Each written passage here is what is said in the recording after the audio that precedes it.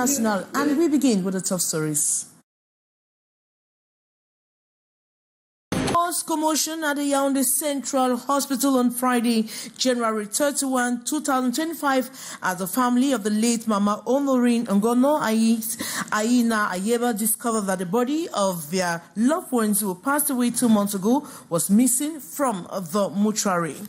And a train derailment on the northern section of the Trans-Cameroonian Railway has brought passenger services to a standstill, leaving hundreds of travelers stranded. And as the January comes to an end, many residents of Douala expressing a relief after what they described as a difficult month. Financial struggles, long weeks, and the aftermath of the festive spending have made the start of the year particularly tough. We'll tell you more of this in this edition of Newscast. Canal International.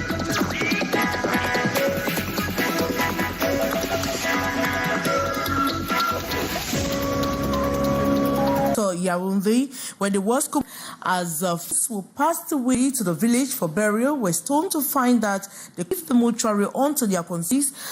These individuals began to be released at 3 p.m. as of the latest update. The family of Mama Honorine Ngono Aina Ayeba is still awaiting answers and the return of their relatives' body. Come back to that in a subsequent editions of Newscast. And a train derailment on the northern section of the Trans-Cameroonian Railway has brought passenger services to standstill, leaving hundreds of travelers stranded. Train 192 bound for Yaoundé foresees extensive delays are causing frustration among passengers. Many spend hours at the Gambare station with limited information and no alternative transport options. More on the story with our reporter Gladys Ambu Diba. A night of uncertainty and frustration unfolded at the Gambare railway station as passengers struggled to cope with the aftermath of a train derailment. The incident, which occurred earlier this week between Mako and Ao, led to a significant disruption, leaving many stranded overnight. Train 192 was scheduled to depart at 10 p.m. That was on Wednesday, but the derailment caused a lengthy delay. Passengers were left waiting for hours without clear communication from railway authorities. It's frustrating. We don't have any other option. There is nothing we can do but wait. The train eventually departed at 2 a.m., much later than planned. Images of the derailment, which circulated widely on social media, showed freight cars blocking the tracks, underscoring the severity of the situation. Many passengers only learned about the cancellations via text messages, leaving them scrambling for alternatives. There was no real support. A simple text message isn't enough. What about accommodations, meals, or ticket refunds? We had to sort everything out on our own. By Wednesday morning, frustration boiled over as affected travelers demanded reimbursements. We cancelled the tickets and they gave us back our money. My trip is urgent. I need to find another way to travel. For those without a backup plan, the ordeal was even worse. Many were forced to sit on the ground, had no choice but to wait indefinitely. With railway services disrupted and few alternatives available, passengers are now calling for better communication and improved contingency plans from the railway company. As January comes to an end, residents of Douala have expressed a relief after what they describe as a difficult month. Financial struggles, long weeks, and the aftermath of the festive spending have made the start of the year particularly tough. More on the story with our reporter, Sherifa Saleh. It's Friday, January 31, 2025, the final day of what many in Douala feel has been a long and challenging month. Across the city, people are reflecting on the struggles they faced, from financial strain to the slow pace of the post-holiday period. I be fixed sometimes 24 in back. But now so in the job they say sometimes that 25. If you even one pass again the 24. For many households, January was a test of resilience. Expenses from the December festivities took a toll, leaving little room to navigate the first month of the year comfortably. Salaries often had to stretch further, and some families found it difficult to keep up with daily needs. Même parfois les clients ne veulent pas prendre la moto, ils marchent à pied ou soit ils diminuent les prix. Le mois de janvier, c'est très dur quand même avec nous. Avant, même au filet, on amène 300, maintenant ça fait 200, 150. Beyond financial concerns, there is also a psychological aspect. Many residents describe January as feeling unusually long, with its 31 days seeming to drag on.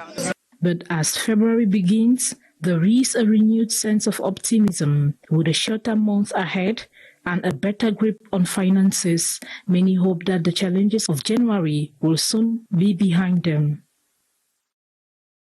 Cameroon's regional councilors gathered in Douala for a pivotal General Assembly focusing on critical issues impacting both local and national development. During the workshop or seminar, General Assembly councilors shared their experiences, challenges, and provided insights on the progress of regional projects. More in the following story. In this hall in Douala, Cameroon's regional councillors gathered to reflect on key issues affecting their regions and the nation as a whole. Right from the beginning, the idea was for us to meet in all the regions of the country eventually to, of course, show what the regions are doing in terms of the development of our populations, and get to have a better understanding on the ground of those that we serve and their specificities. The General Assembly serves as a platform for open discussions where councillors share their experiences, challenges, and the progress of regional development. The Assembly highlighted various concerns, including the improvement of projects across the regions. Each region has developed their regional development plan. They have medium-term budgetary and expenditure frameworks with projects that are funded principally by the state now, but also in partnership with different structures. I think that if you go to our various websites, you see the immense work that has been done in every region. In addition to regional development, discussions centered on the importance of decentralization, as regional councillors are crucial in ensuring that national policies are adapted to local realities. Here, the Minister of Decentralization serves as a facilitator, explaining government's laws and decentralization. Climate change, the gender issues, the environment of decentralization in general, concerning certain laws that have been adopted by the OADA. Of course, there are some matters that the presidents are going to put on the table. They are going to discover them while in the room. But I want to put emphasis on this year because we are going to have regional elections and also a presidential election. The Assembly emphasized the need for stronger collaboration between the central government and local leaders in order to ensure effective governance. With Cameroon set to hold its presidential elections come 2025, opposition leaders have issued the Douala Declaration urging for unity to challenge the long-ruling CPDM party. The declaration calls for a single opposition candidate chosen by the national consensus. This to avoid the fragmentation that has led to the repeated elections defeats in Cameroon. More on the story with our reporter Gladys Ambo Tiba. A group of prominent opposition figures, including Anissa Ekane, Cyril Sambaka, Abel Limbilobe, Henriette Ekwe, and Benoit Siga, have launched a new initiative aimed at breaking decades of electoral failures. Their message is clear: if the opposition is to stand a chance against the ruling CPDM party, it must unite behind a single candidate. This is the core of what they call a strong opposition bloc. The opposition is not the diktat of a single party, but a collective of all opposition parties. The time has come where Cameroonians want change. That is why we are calling for more solidarity and a consensual approach to build a solid foundation to permit all Cameroonians to be empowered. Parce qu'il y a des batailles internes. The declaration reflects on the past elections, highlighting the opposition's inability to win a 9-2 election in which a united opposition came close to victory, should serve as a model. To be effective, time and again, unity against a common African countries demonstrate that unity is a winning strategy. If skepticism persists, it is because in 2018, 2011, 2014 and 1997 there was no such unity. The group plans to engage with various opposition candidates in the coming months to forge a national consensus. Their goal is to ensure that the 2025 election does not repeat the mistakes of the past. For now, the question remains, will Cameroon's opposition finally unite, or will history repeat itself once again? A process will begin in February of New Year wishes this Friday, January 31. Reminds police officers on how challenging the electoral year will be, urging them to more. Dishing out the 2025 roadmap for police officers across the national territory, this January 31st, the Delegate General for National Security says it is a year with numerous challenges and all must display commitment and professionalism in the maintenance of law and order, tackling of terrorism, and protection of the population and their property. At the ceremony of New Year wishes, Martin Bargangele sends warning signals to recalcitrant police elements to sit up and face the busy electoral year.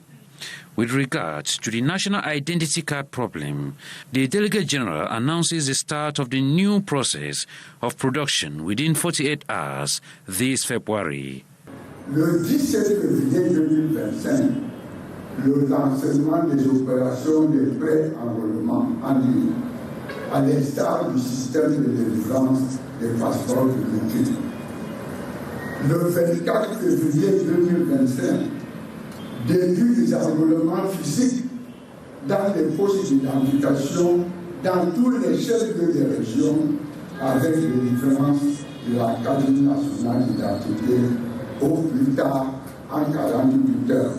The objective, he underlines, is to enable all Cameroonians of voting age get their ID cards, register and vote in upcoming elections.